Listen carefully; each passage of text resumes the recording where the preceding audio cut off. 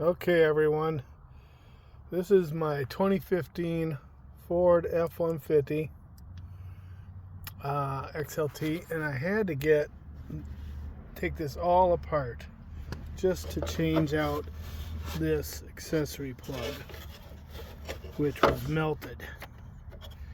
I plugged in something too hot. But anyway, I thought I couldn't find any videos anywhere.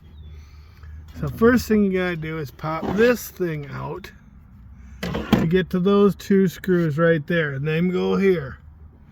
Now once you get that out, it pops in. You got these stupid clip things here. You gotta get yourself some tools from Harbor Freight. And then this center console thing pops out, and it's plugged in still, so I just hung it up there with some string. And then you gotta take these sides off. And I just left this one hanging.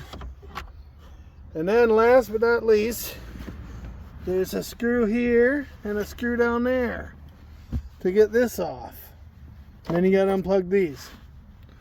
So anyway, you can reverse engineer this to get this damn thing apart.